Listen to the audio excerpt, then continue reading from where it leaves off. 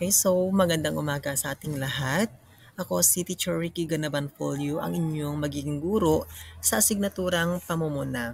So kahapon o nung nakarang araw, tinalakay natin ang teoryang biographical na kung saan, kung ating babalikan ulit, so ito ay tumutukoy sa sariling karanasan ng may akda na kung saan ito ang nag-udyok sa kanya upang isulat. So maring ito ay tungkol sa kanyang buhay pag-ibig, karanasan sa kanyang pagkabata. So ngayong araw naman, isa na namang teorya na ating pag-aralan, ito ay ang teoryang historical. Pero bago yan, may mga ilang paunang pagsusuri muna natin na bigyan pansin upang mas ganap natin na maintindihan o maunawaan kung ano nga ba ang nilalaman ng teoryang historical. So meron tayong apat. Okay, una dyan ay ang teoryang historikal ay sumasaklaw lamang sa panlipunan na aspeto ng akda. Pangalawa, sa teoryang historikal din ay ipinapakikita ang karanasan ng isang lipi ng isang tao sa kanyang kasaysayan. At pangatlo, mahalaga ang papel ng gobyerno sa teoryang historikal. At ang pang-apat, pinag-aralan dito ang mga pagbabago na naganap sa ating wika. So ano nga ba ang teoryang historical? So dito, ito ay nakatuon no, sa impluensya ng panahon. When you say historical kasi, panahon o kasaysayan. So, pagkalikha ng akda, kaya mahalagang balikan ang kasaysayan o panahon ng pagkakasulat ng akda ng may makatotohanang ebidensya. Siyempre naman, kung wala tayong ebidensya o mga pruweba, hindi natin maituturing na ito ay isang teoryang historical. And it is important or very essential na ating pagnilay-nilayan ang mga nakaraang kaganapan no, sa ating mga kasaysayan balikan upang mayroon tayong maisalaysay muli, maikwento sa sunod pa o parating na henerasyon. Okay, binanggit natin kanina na meron tayong apat na panuntunan sa teoryang historical. Sa una dyan ay yung tinatawag natin na unang panuntunan. So kapag sinabi natin na panuntunan, ito ay mga alituntunin o rules sa pagtalakay o pagsusuri ng mga akdang historical. So una dyan ay ang tinatawag natin na sinasabi na sumasaklaw sa puwersang pangkapaligiran at panlipunan na nagpapalutang sa AGDA ayon kay Marasigan 2018. Ibig sabihin, kapag sinasabi natin na sumasaklaw, ito ay tumutukoy no, sa Okay, so tumutukoy ito sa mga kapaligiran. Ano nga ba yung pagbabago o mga naganap sa ating kapaligiran? Gayon din sa aspeto ng panlipunan. So, ibig sabihin, ito ay tulad ng mga sitwasyong politikal, tunay na pangyaring nakasaksihan, nakita o nabatid ng isang manunulat o writer at mismong talambuhay ng isang may akda. Kumbaga, ito yung self-reflection sa mga nangyayari sa gawaing panlipunan, especially sa buhay ng isang akda sa kanyang kapanahunan. Ano ang kanyang nasaksihan kaya during those painful past? Na kung saan ito ang masusulat niya o magagamit niyang isang um, sandata upang magsulat ng mga iba't ibang akdang pampanitikan ng may kaugnayan sa ating nakaraan. At pangalawang panuntunan, so ito ay mahalaga na isang papel ng institution. Ano ibig sabihin kaya nito? Isang mahalagang papel ng institution. Ibig sabihin, lalo na sa pagbibigay daan sa uri ng panitikang susulitin ng isang may akda. Kung kaya't, ang pagsusurin ay nakatuon lamang no, sa puwersa ng lakas sa paraan kung paano yung istruktura ng isang institusyon. Kung saan ang institusyon na ito ang siya rin nagpapatunay at nagpapaliwanag sa kahalagahan ng ating nakaraan or kasaysayan. So, meron din tayo dito, no, layunin. So, nahati yung dalawang panuntunan kanina. So, yung pangalawang bahagi ay tumutukoy naman ito sa layunin ng teoryang historical. So, ano nga ba ang mga layunin or under sa layunin nito? Una, sa teoryang ito, ipinapakita ang karanasan ng isang lipi ng tao na siyang masasalamin sa kasaysayan at bahagi ng kanyang pagkakahubog. Anong ibig sabihin ng lipi? Or isang lahi, no? So kapag sinabi natin na isang lipi ng isang tao,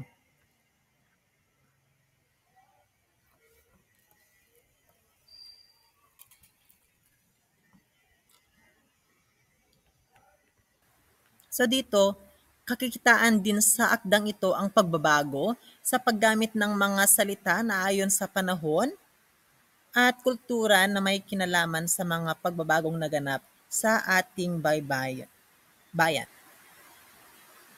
At pangalawang layunin, ito ay pinag-aralan din sa teoryang ito ang kaugnayan ng may akda sa kanyang mileyo at kung paano ito tumutugon sa pangangailangan. So dito, tinutukoy nito ang kaugnayan ng may akda sa kanyang mileyo. Anong ibig sabihin nitong mileyo na ito? Kapag sinabi kasi natin na mileyo, ito ay kapaligiran at kapanahunan kung paano ang isang akda o may akda na mabibigyang linaw ang mga kaganapan sa nagdaan sa kasalukuyang pagganap. So dapat ang isang may akda ay marunong siyang sumuri kung ano yung mga yung pagbabago na naganap noon sa ngayon na kung saan ay maaari din natin maiangkop sa totoong buhay natin bilang isang individual.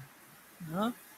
So ayon naman kay Scott, taong 1965, hanggat mapananatili ng panitikan ang bigkis nito sa lipunan ay magpapatuloy daw na mabisang puwersang pangkritisismo ito. So ibig sabihin, kailangan din natin na buhayin, no? At panatilihin natin itong pagyamanin at ipagmalaki. Kailangan maikwento ayon sa struktura kung paano nabuo ang mga pangyayari sa panahon na iyon.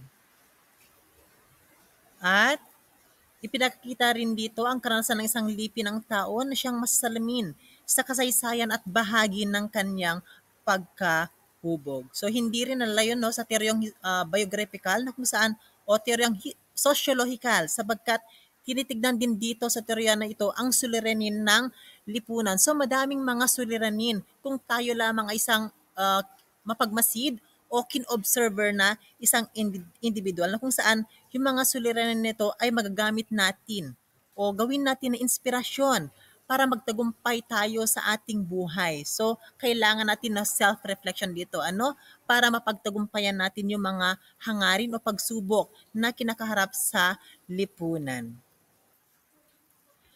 At syempre, sa teoryang ito, sinisiyasat din ng teoryang historical ang pagbabagong naganap sa wika. So ano-ano kayo mga pagbabagong naganap sa wika natin at pag-unlad na naganap sa panahon na ito. So especially no, doon sa struktura kung paano nabuo ang wika noon sa wika na iyon. Kung saan ito ay dumaan sa mga iba't ibang proseso. So may impluwensya ito ng iba't ibang dayuhan kung kaya't nahalinhan din o nagkaroon ng pagbabago dun sa struktura ng ating wika. Okay, so yun lamang ang mga ilan sa mga mahalagang layunin ng teoryang historical na kung saan ay dapat natin tandaan upang mas epektibo o ganap ang pagsusuri ng isang akda. At bilang isang may akda or manunulat, kailangan din natin na taglayin yung mga layunin na iyon. So meron din tayong panuntunan sa paggamit ng teoryang historical para mas masabi natin na ito ay epektibo sa mga manunuri or manunulat. So, ang isang akdang susuriin ay dapat na maging epekto ng kasaysayan na maipaliliwanag sa pamamagitan ng pagbabalik alaala sa panahong kinasasangkutan ng pag-aaral. So, ano kung ibig sabihin nito? So, balikan natin ang ibig sabihin ng mileo ulit. Kapag sinabi natin na mileo, ito ay tumutukoy no, sa kapaligiran at panahon kung ano-ano mga pagbabagong naganap sa panahon na iyon. So, kailangan natin ulit na pagnilay-nilayan kung ano-ano yung mga pangyayari sa panahon natin. Nung tayo ay sinakop ng mga iba't ibang banyaga, especially mga Kastila, Amerikano, Hapon. No? So, ano kaya magiging epekto nito sa ating mga akdang pampanitikan o yung tinatawag natin sa English na literary pieces? Kaya mahalaga na ating gunitain, no? Alalahanin, pagnilay-nilayan muli ang mga kasaysayan na naganap sa ating nakaraan. Okay, so meron din tayong halimbawa o ilan mga halimbawa ng teoryang historical na siyang magagamit natin kung ano-ano nga ba yung mga nangyari sa panahon na iyon. O, sa pamagitan ng mga isinulat ng ating mga bayani, kung wala ang mga bayani natin, mga writers natin, hindi natin matutukoy o o di kaya mailalarawan, maikwento kung ano yung mga pangyayari sa ating kasaysayan. So una diyan yung obra maestra ni Dr. Jose Rizal na ito ay talamak no sa secondary education. So inaaral ito sa ikatlong baitang at ikaapat na baitang yung dalawang obra maestra ni Jose Rizal na pinamagatang Noli Me Tangere at pangalawa yung isa El Filibusterismo.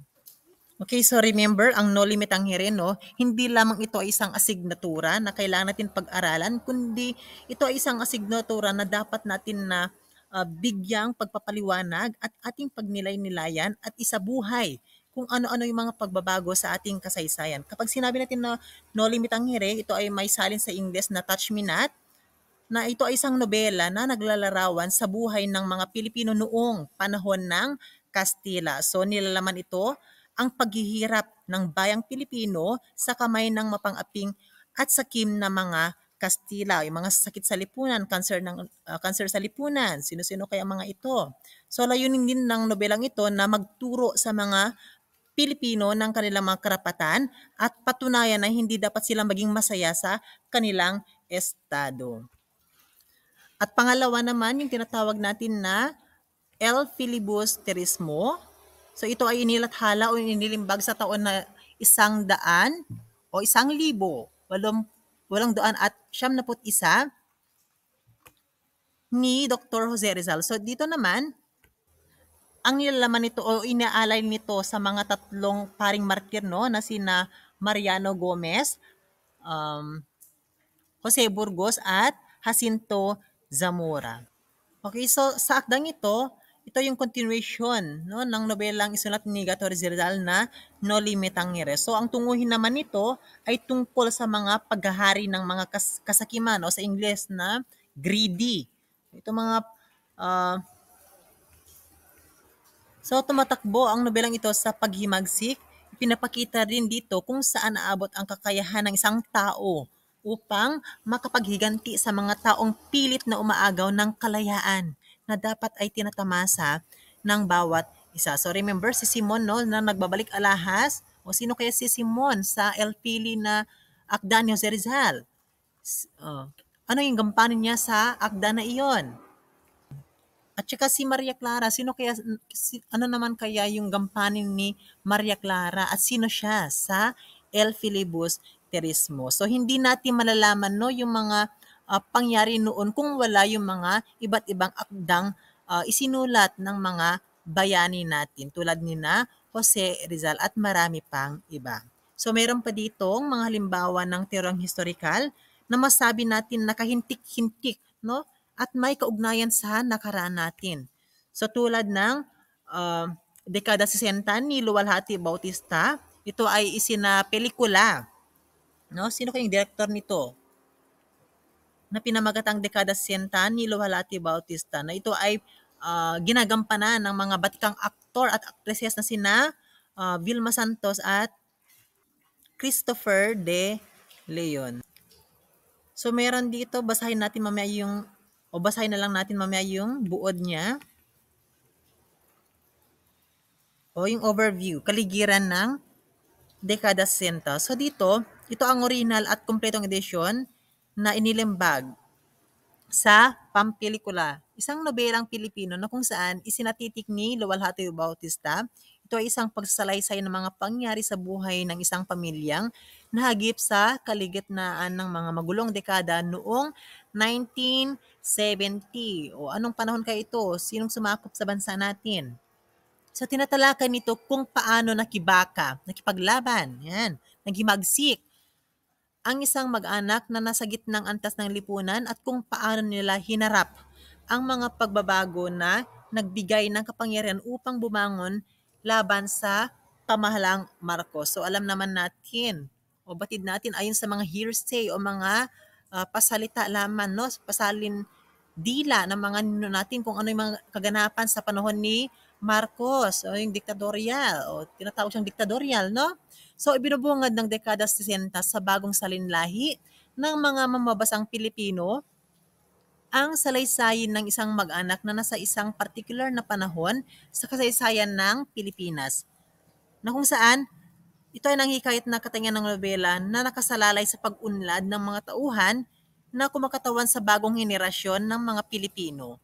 Ito ay isang kwento hinggil sa isang ina at sa kanyang mga mag-anak at sa lipunan na nakapaligid sa kanila. Sa itong salaysayan kung paano ang damdamin ng isang ina ay napupunit sa pagitan ng panitik ng batas ang kanyang mga katungkulan bilang isang ina or ilaw ng tahanan. Okay, so meron tayong buod ng um, nobelang Dekada Sinta. So basahin na lang natin at maya-maya, meron akong ipa-flash na mga katanungan o sagutin natin sarili natin ng pagpapaliwanag, no? Mamaya. Okay, so sa teryang ito, so ating suriin ang Dekada Sinta ni Luwalhati Bautista. So meron tayong mga gabay na tanong dito na kailangan na bigyan ng pagpaliwanag o pansin at kailangan na sagutin ayon sa estruktura kung paano ang mga pangyayaring nabuo sa kasaysayan. Okay, unang katanungan. Ano-ano ang mga isyung matatalakay natin sa nobelang Dekada 60? Pangalawa, aling bahagi ng pangyari sa nobela kaya ang labis na nakaantig ng iyong damdamin bilang isang manonood or bilang isang mambabasa? At pangatlo, anong sitwasyon sa nobela na nagpapatunay na ito ay isang teoryang historical? So madami namang kaganapan, ano? At pang-apat, paano mo palalakihin ang anak mo sa ganun na panahon? Ha? At ano ang gagawin mo? Lalaban ka ba o hindi? Okay, so yun lamang, no? At bukas, so yung mga kasagutan natin, maring ipasa at talakayin natin bukas. Okay, so yun lamang, no, ang nilalaman ng teoryang ito o yung teoryang historical. So I hope na marami kayong natutunan, naintindihan ninyo yung mga talakayan natin, kung ano ang mga nilalaman ng teoryang ito. Okay, muli ako ang inyong guro, Ricky Garbampolyo, at maraming salamat sa inyong pakikinig. Mabuhay!